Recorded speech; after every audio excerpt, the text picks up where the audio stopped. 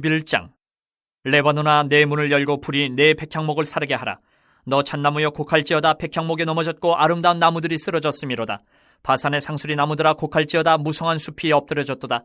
목자들의 곡하는 소리가 나며 그들의 영화로운 것이 쓰러졌음이로다. 어린 사자의 부르짖는 소리가 나며 이는 요단의 자랑이 쓰러졌음이로다. 여호와 나의 하나님이 이르시되 너는 잡혀 죽을 양떼를 먹이라. 사들인 자들은 그들을 잡아도 죄가 없다 하고 판자들은 말하기를 내가 부유하게 되었은즉 여호와께 찬송하리라 하고 그들의 목자들은 그들을 불쌍히 여기지 아니하는도다. 여호와가 말하노라. 내가 다시는 이 땅 주민을 불쌍히 여기지 아니하고 그 사람들을 각각 그 이웃의 손과 임금의 손에 넘기리니 그들이 이 땅을 칠지라도 내가 그들의 손에서 건져내지 아니하리라 하시기로 내가 잡혀 죽을 양떼를 먹이니 참으로 가련한 양들이라. 내가 막대기 둘을 취하여 하나는 은총이라 하며 하나는 연합이라 하고 양떼를 먹일세. 한 달 동안에 내가 그 세 목자를 제거하였으니 이는 내 마음에 그들을 싫어하였고 그들의 마음에도 나를 미워하였음이라.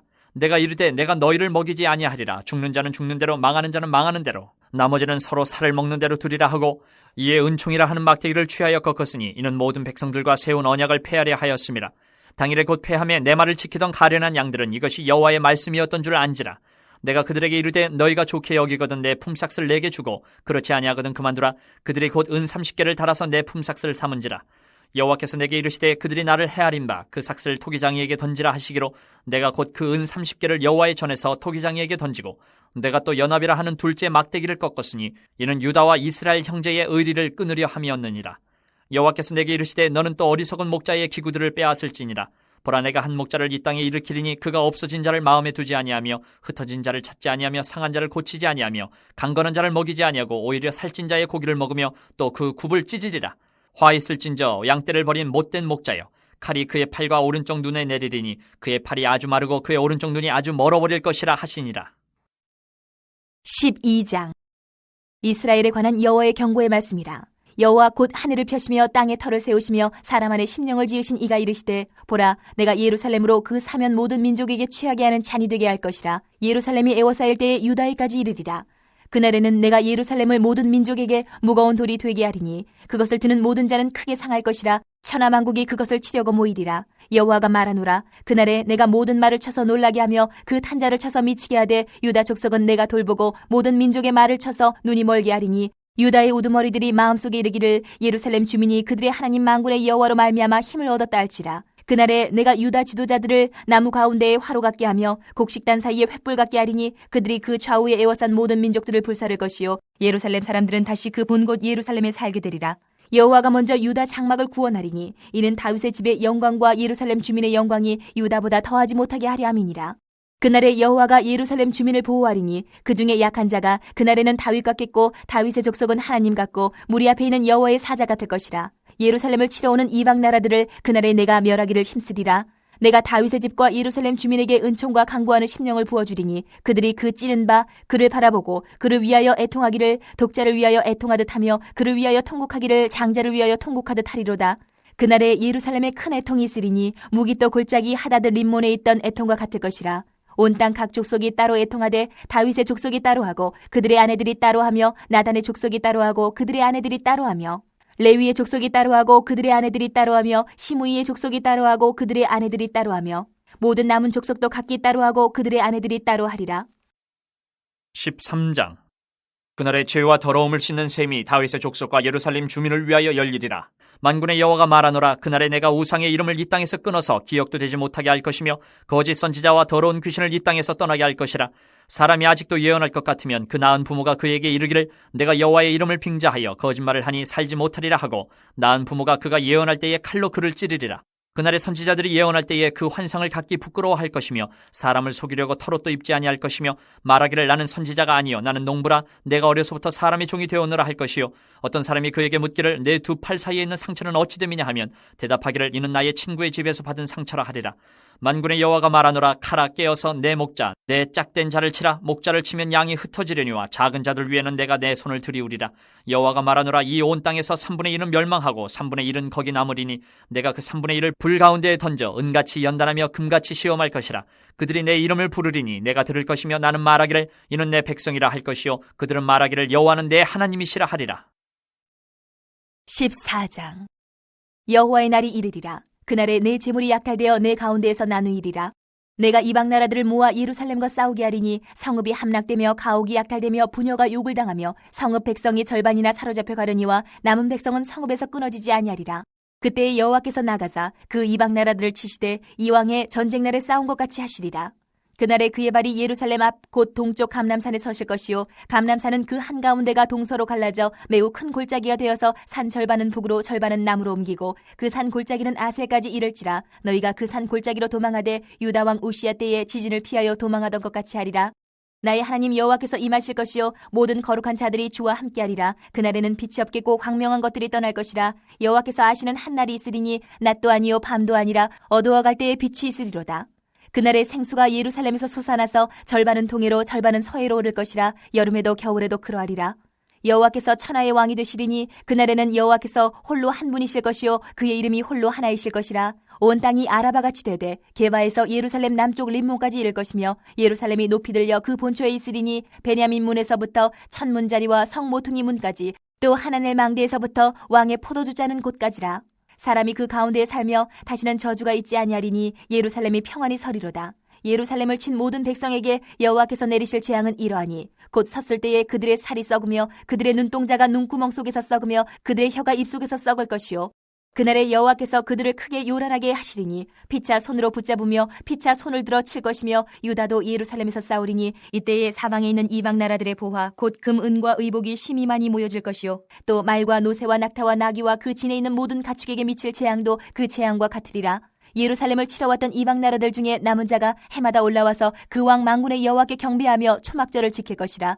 땅에 있는 족속들 중에 그 왕 만군의 여호와께 경배하러 예루살렘에 올라오지 아니하는 자들에게는 비를 내리지 아니하실 것인즉 만일 애굽 족속이 올라오지 아니할 때에는 비 내림이 있지 아니하리니 여호와께서 초막절을 지키러 올라오지 아니하는 이방 나라들의 사람을 치시는 재앙을 그에게 내리실 것이라.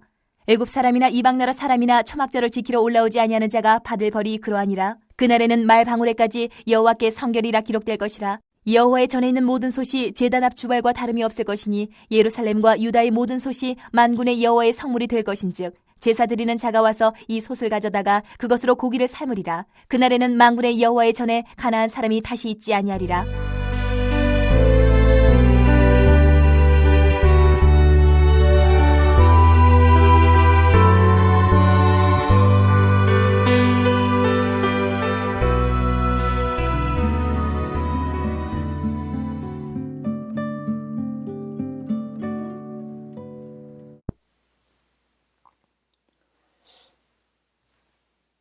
오늘은 스가랴서 11장에서 14장까지의 말씀을 정리하고 스가랴서 11장 1절부터 17절 말씀을 묵상하도록 하겠습니다. 11장 4절 이하를 보면 스가랴는 하나님께 다른 목자들에 의해 착취당하고 있는 양무리들을 푸른 초장으로 이끌어내라는 명령을 받습니다.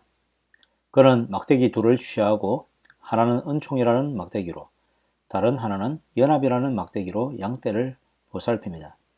그러나 양떼들은 보살핌을 거절하게 됩니다. 목자는 자신이 일했던 삭을 요구했는데 은 30을 품삯으로 받게 됩니다. 이는 노예 한 사람의 가격을 말합니다.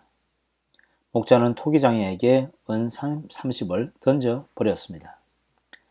스가랴 본 말씀은 은 30의 가치로 매겨진 목자에 대해 주목하게 합니다. 왜냐하면 수백 년 후에 배신한 제자가 목자를 팔고서 받은 가격이 은 30이었기 때문입니다. 마태복음 23장 37절을 말씀합니다. 예루살렘아 예루살렘아 선지자들을 죽이고 내게 파송된 자들을 돌로 치는 자여 라고 외치고 있습니다. 그리고 17절은 하나님께서 한 목자를 일으키사 거짓된 목자들과 따르기를 거절한 양떼들을 심판하실 것이다 라고 경고합니다. 12장 말씀은 예루살렘이 그날에 모든 민족들에게 공격을 당하나 여호와께서 예루살렘을 구원하실 것이다 라고 합니다. 2절은 사면 모든 민족에게 취하게 하는 잔이 되어서 유다에게까지 이르게 될 것입니다. 그러나 이들 민족들에게 예루살렘은 오히려 무거운 돌이 되어서 크게 상하게 할 것이고 천하만국이 예루살렘으로 몰려들 것입니다. 그날의 여호와께서는 예루살렘을 치는 대적들을 물리칠 것입니다. 하나님은 먼저 유다의 집을 구원할 것입니다. 이는 여호와의 언약이 다윗 가문을 통해서 이루어질 것이다 라는 약속 때문입니다. 그런 후에 예루살렘이 구원을 받습니다. 하나님의 크신 구원 가운데 10절 이하는 다윗의 집과 예루살렘의 주민들에게 은총을 간구하는 심령을 부어주실 것입니다. 이들은 전쟁과 죄악의 참상을 깊이 절감하고 하나님의 심판에 대한 두려움을 느끼게 됩니다. 그날에 예루살렘에 큰 애통이 있을 것입니다. 각 조속이 애통하며 각 개인들이 애통합니다. 여호와께 애통하며 회개의 역사가 일어나는 것입니다. 13장을 보시면 회개의 역사가 일어나는 가운데 13장 1절은 죄와 더러움을 씻는 샘이 열릴 것이다 라고 합니다. 13장은 그날에 대한 예언인데요. 그날에 대한 신학적 주제가 있을 정도로 도대체 그날은 언제를 말하는가에 대한 의견이 참 많습니다. 본문의 그날은 지금까지 본 적이 없는 모든 것이 빽빽히 드러나는 날로 보여집니다. 우상이 끊어지고 거짓 선지자와 더러운 영들이 떠납니다. 거짓 예언자에게서는 그들의 부모가 나서서 예언을 거치게 하며 선지자들은 부끄러움을 느끼며 선지자의 복장을 벗어버리게 됩니다. 7절 이하에 보면 그날에 어떤 일이 일어날지를 좀 더 보여주고 있는데요. 하나님의 짝된 자를 치라. 목자를 치면 양들이 흩어진다라고 합니다. 이 때문에 3분의 1만 남고 3분의 2는 멸망합니다. 그리고 나머지 3분의 1은 불 가운데 던져져 은과 금같이 연단을 당하게 됩니다. 이런 시험 가운데 여호와의 이름을 부르게 되고 하나님은 결국 자기의 백성을 완전하게 찾게 되는 날이 올 것이다 라고 합니다. 14장을 보면 여호와의 날이라고 구체적으로 말하면서 그날에 하나님이 하실 일을 말하고 있습니다. 그날에 이방 나라들을 예루살렘으로 모아 싸우게 합니다. 요한계시록 마지막 전쟁을 연상시킵니다. 처음에는 이방 나라들에 의해서 함락되고 약탈당합니다. 절반은 사로잡혀가고 절반만 남았습니다. 이때 하나님께서 등장하십니다. 대신 싸워주시되 완전히 단판을 내시려고 싸워주십니다. 4절 이하는 단판을 지으시기 위해서 예루살렘 앞 동쪽 감람산에 서신 하나님을 보여줍니다. 이 말씀이 예수님의 십자가를 통한 성기를 보여주는 것 같습니다. 예수님이 죽으실 때 흑암과 지진 등 났다는 것도 4절에서 6절 말씀의 표현과 잘 이어지고 있습니다. 예수님이 죽으시고 무덤에 갇혔을 때 모든 사람은 절망했을 것입니다. 7절 말씀은 여호와께서 아시는 한 날이 있으리니 낮도 아니고 밤도 아니라 어두워 갈 때에 빛이 있으리로다 라고 하십니다. 가장 어두운 새벽이 가장 밝은 새벽을 만나게 되듯이 어둠이 깊을수록 빛이 기다리고 있습니다. 바로 메시아 되신 예수님이 기다리고 계신다라는 것입니다. 그날의 생수가 예루살렘에서 나오고 여호와께서 천하의 왕이 될 것입니다. 다시는 저주가 없고 평화가 있을 것입니다. 예루살렘은 다시 부유해지고 다시 성전의 예배가 회복될 것입니다. 그리고 땅의 모든 족속들도 예루살렘으로 예배하러 올 것입니다. 그 날에는 모든 것이 성결하게 될 것입니다. 아멘.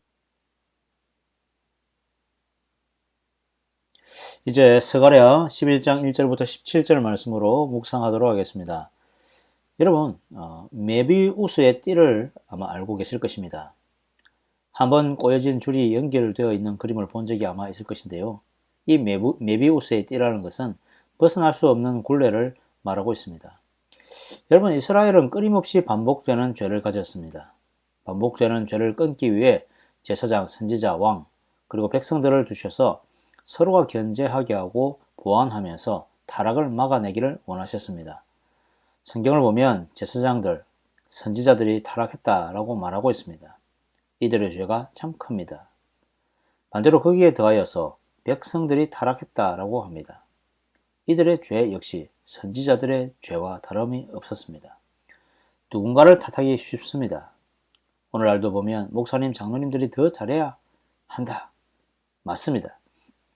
그럼 성도님들은 어떻습니까? 나는 성도니까, 나는 집사니까 대충 해도 된다 라는 생각을 혹 가지고 있지는 않습니까? 우리 모두는 영적인 책임에서 벗어날 수가 없습니다. 메비우스의 띠처럼 벗어날 수 없는 죄의 고리를 끊기 위해 하나님은 목자 하나를 세워주십니다. 이 양떼들은 그동안 목자에게 방치되었고 잡아 먹혀 죽을 그런 위기에 처해 있습니다. 목자가 생각하기에도 잡혀 죽을 이 양들이 참 불쌍합니다. 목자는 은총과 연합이라는 두 개의 막대기로 양떼들을 양육합니다. 은총을 베풀어 죽은 것을 살리시고 분열되고 갈라지고 포로가 되어 뿔뿔이 흩어져서 존재가 희미해져 버린 것들을 다시 하나로 뭉쳐주시기를 원하셨습니다. 이 일을 기존의 목자들이 성실하게 양을 쳤으면, 그렇게 했으면 그래도 좀 나았을 텐데 지금 상황이 심각합니다. 그런데 더 문제는 양들입니다. 양들도 더 이상 목자를 필요로 하지 않고 선한 목자인지 아닌지도 구분하지 못합니다. 이들이 목자를 싫어하고 미워합니다.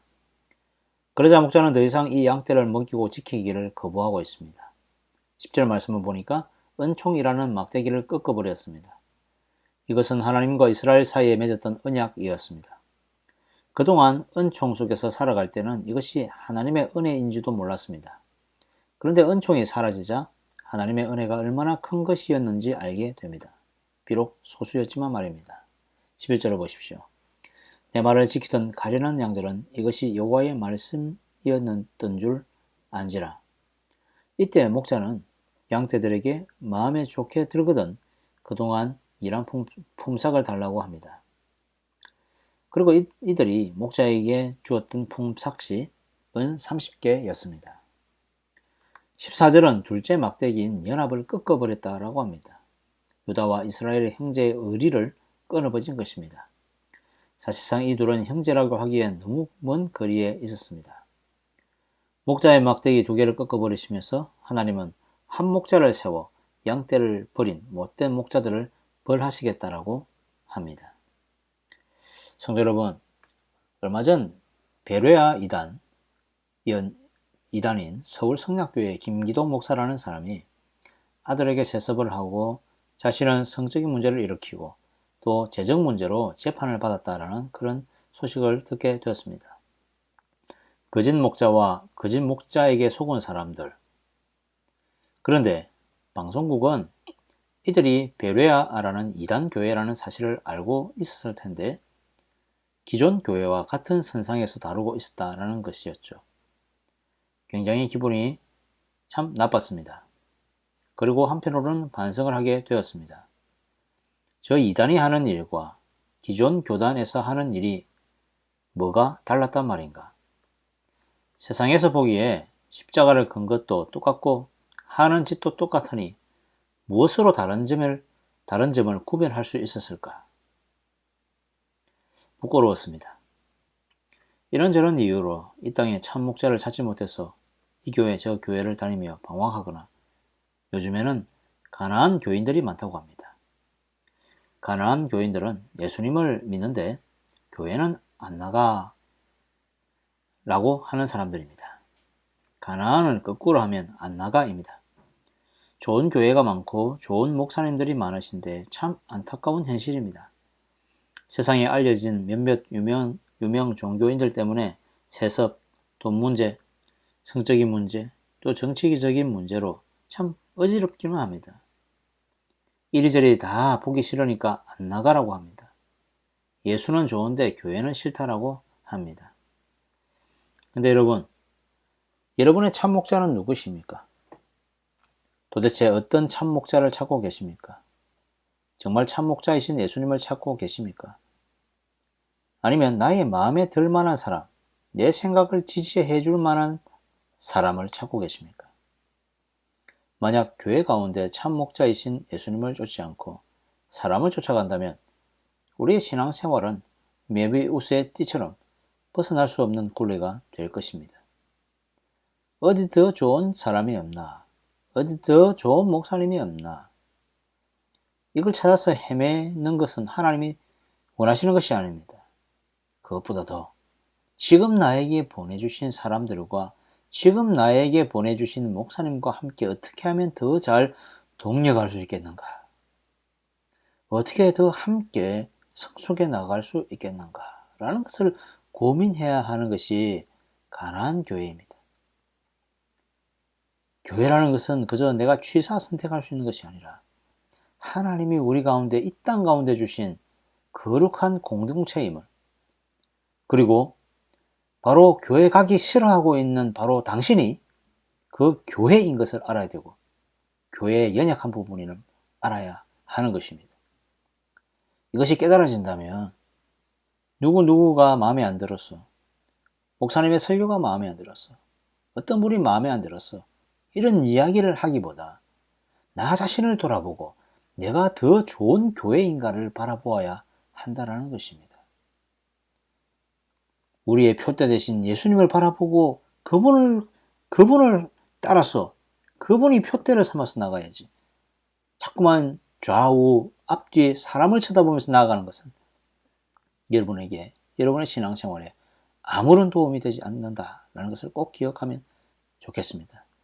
성도 여러분, 우리의 목자는 예수님이십니다. 교회의 머리 되시고 성도의 머리 되신 분 예수님을 바라봅시다.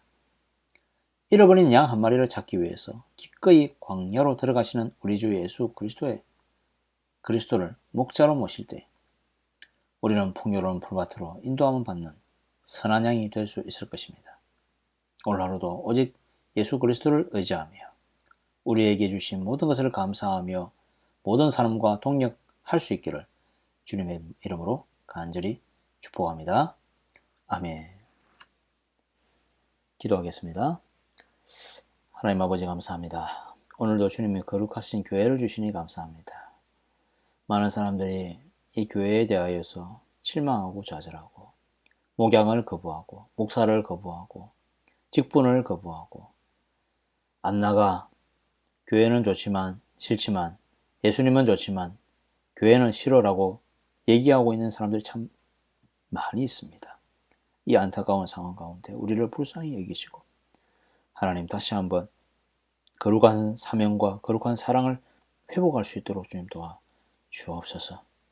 회복해야 할 사람이 바로 나 자신이다 라는 사실을 깊이 한번 깨닫고 다시 한 번 더 주의 교회를 함께 세워나가는 주의 거룩한 백성 될 수 있도록 주님 도와 주시옵소서. 하나님 이 땅 가운데 교회를 세우셔서 복음을 전파하게 하시니 감사합니다. 특별히 우리 밴쿠버 성산교회가 주님의 이 복음을 정말 진실하게 잘 전할 수 있도록 도와주시고 우리가 전할 때 믿든지 아니 믿든지 순수한 복음을 전하고 또한 이 복음이 역사하심을 따라서 주님 보내주시는 생명의 열매들을 거둘 수 있도록 주여 축복하여 주시옵소서. 수고하고 애쓰는 우리 중직자들과 또한 불교자들과 또 모든 목장의 순장들과 또 목원들 가운데 함께 해주시고 우리가 행하는 모든 사역들이 주님이 주시는 풍성하신 은혜와 열매를 거둘 수 있도록 주님 도와 주시옵소서. 담임 목사님 축복하여 주시고 성령의 능력과 말씀의 능력과 주님을 따르는 귀한 발걸음을 주셔서 모든 사람의 귀감이 되게 하시고 모든 사람들이 정말 존경하는 귀한 목사님 될 수 있도록 주여 축복하여 주시옵소서. 하나님 아버지 우리의 다음 세대들 주님 축복하여 주시고 우리의 다음 세대들이 믿음을 아는 세대, 주님을 아는 세대, 거룩한 세대, 성령 충만한 세대 되게 해주시고 우리 모든 성도들의 가정을 지키사 이 어려운 시기 가운데에서 낙오하지 아니하고 주님 주시는 은혜로 풍성한 경험할 수 있도록 주님 도와 주시옵소서. 하나님 아버지 이 땅 가운데 고난받고 또 전쟁으로 기근으로 핍박으로 또 모든 재난 가운데 놓인 자들이 있습니까? 이들을 불쌍히 여겨주시고 힘주시고 이들의 허리를 꺾지 마시오며 새롭게 다시 한번 일으켜 세워주셔서 회복의 역사가 있도록 주여 축복하여 주시옵소서. 오늘 하루도 우리에게 주실 은혜를 생각하며 나아갑니다. 하나님 오늘 하루 주와 동행하며 승리하는 우리의 삶 될 수 있도록 축복하여 주시옵소서. 이 모든 말씀 예수님의 이름으로 기도드립니다. 아멘.